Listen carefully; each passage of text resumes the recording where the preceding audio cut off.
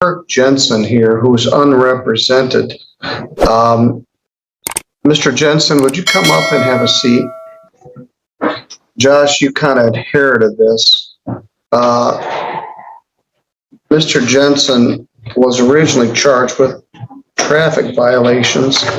The matter was set for a jury trial for August 16th, I believe it was. We had summoned jurors and we were ready to proceed.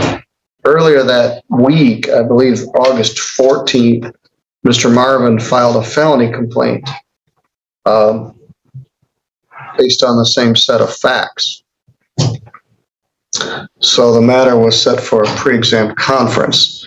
Mr. Jensen has made every court hearing, but he did express that he wants to represent himself. I offered to appoint counsel at each stage of the misdemeanor proceedings, and again in this case, but he declined. So, Mr. Jensen, you still wish to represent yourself in this matter? I wish to have this case completely dismissed. Well, everybody feels that way. Everybody else who wants their case dismissed, raise your right hand. Yeah, that's unanimous. So that's not up to me. But the question is, I'm willing to appoint counsel for you, but you've represented to me at each stage you wish to represent yourself. I do not wish to have any counsel. All right. Well, then let's talk about where we are. Where's the complaint?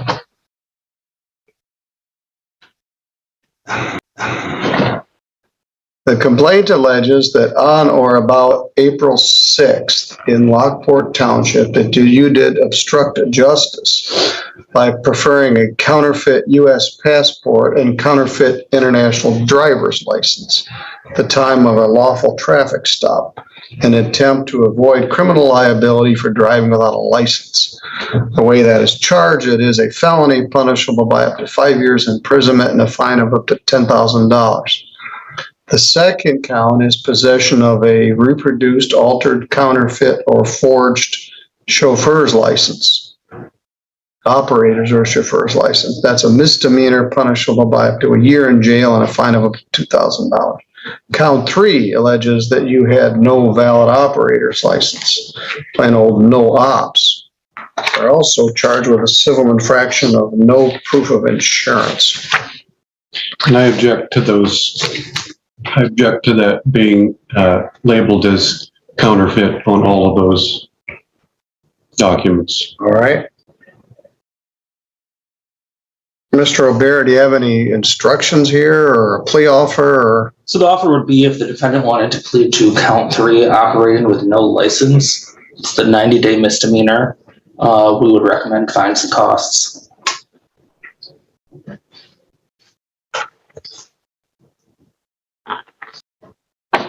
I object to that, and I will not consent to that either. All right, let me unpack that a little bit. All right, you're charged with a felony, and you're charged with possession of a false or forged counterfeit license. You're also charged with no proof of insurance. The prosecutor would dismiss all of those charges if you plead to no valid operator's license with a fine and cost. You may be the first person in my 21-year career that objects to having all the felony charges dismissed for a plea to a $200 fine. Nonetheless, you object. I object to the fact that it's been labeled as counterfeit.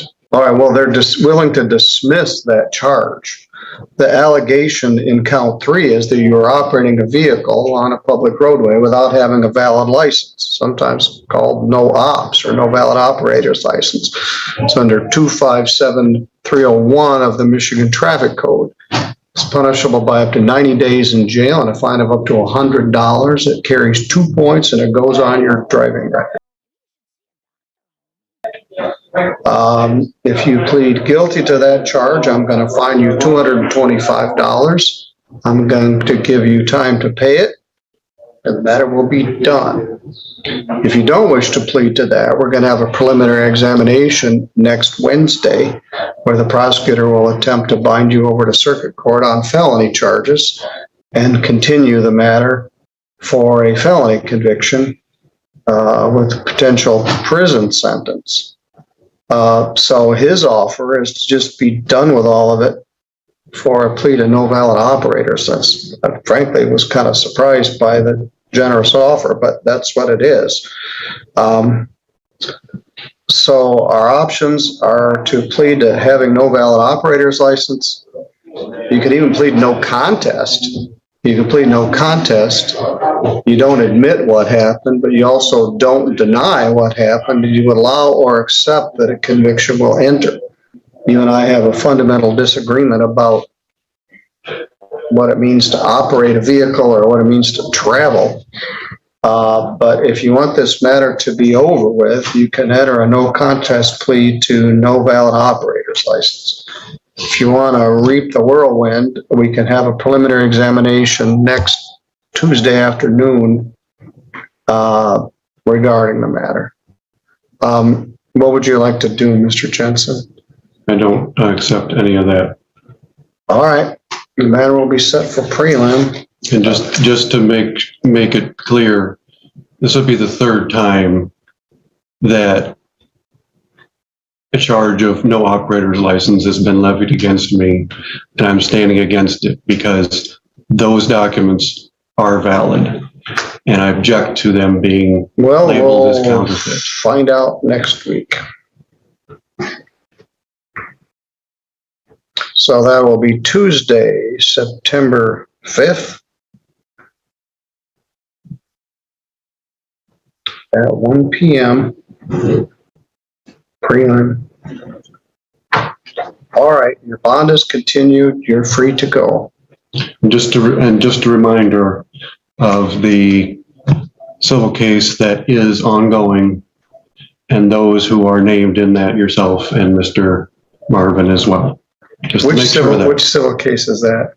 civil case, the notices, and all the recusals and everything that's been filed into this case that I've been filing in. Just to make note of that it is on the record. Well, let's take a look. Oh, you filed a August 28th, which is yesterday. I got this. I didn't see it. Objection to the report and recommendation in the matter of civil case. You filed this in federal court? This was done in a federal court, has a federal case number on it, and all the defendants are listed. All right. Along with the notice.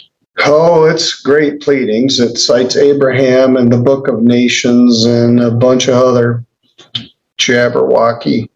But it has been filed in the federal court. All right, that's all a matter of record. It's in the file.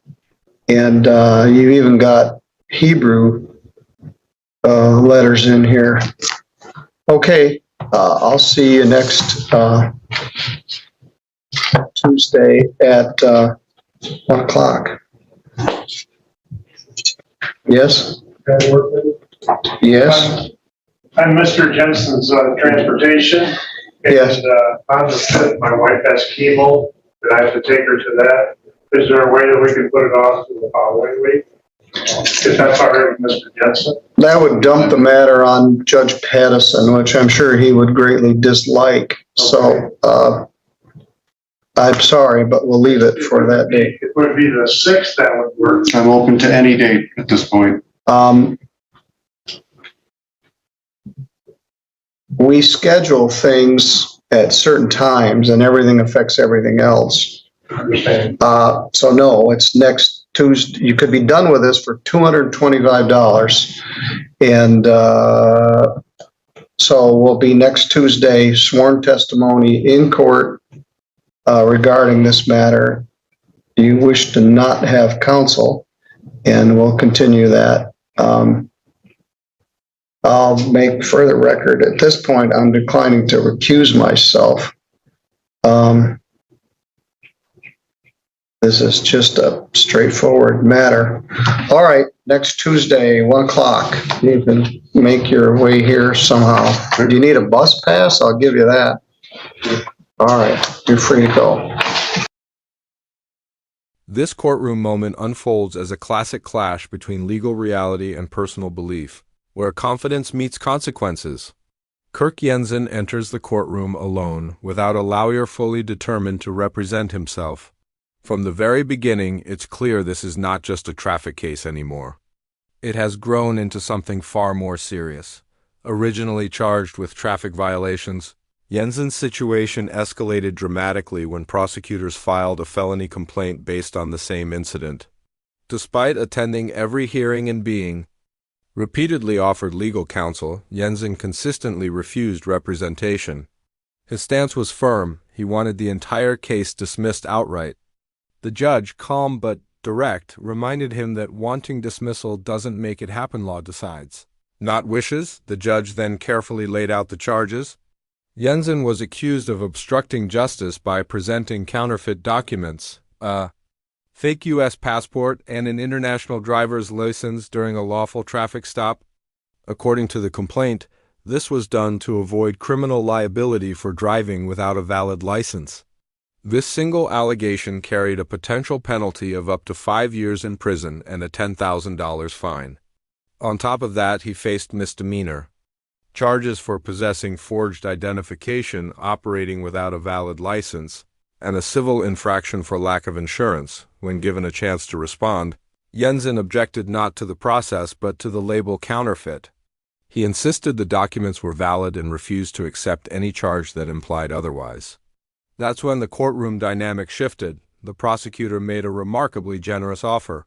All felony and additional charges would be dismissed if Jensen simply pleaded guilty or even no contest to operating without a valid license.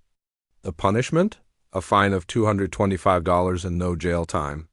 The judge openly expressed disbelief, noting that in over 2 decades on the bench, he had never seen someone object to having felony charges dropped in exchange for a minor misdemeanor. The judge patiently explained Jensen's options. He could take the deal and walk away that day, or he could reject it and face a preliminary examination that could send him to circuit court on felony charges, potentially leading to prison. The judge even acknowledged their fundamental disagreement over the meaning of traveling versus operating a vehicle, but emphasized that courts operate on law, not personal interpretations. Still, Jensen refused. He rejected the plea entirely, stating that he had been charged before and would continue to stand against what he believed was an unjust system.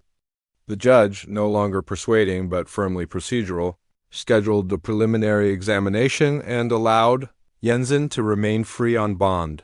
Things took an even stranger turn when Jensen referenced a separate civil case he had, filed documents submitted. In federal court, filled with religious references, ancient texts, and symbolic language, the judge acknowledged the filings, noting their unusual nature, but clarified they had no impact on the criminal proceedings when Jensen requested a delay. Due to his wife's chemotherapy treatments, the judge showed brief sympathy but ultimately denied the request, explaining that court schedules affect many people and cannot bend easily.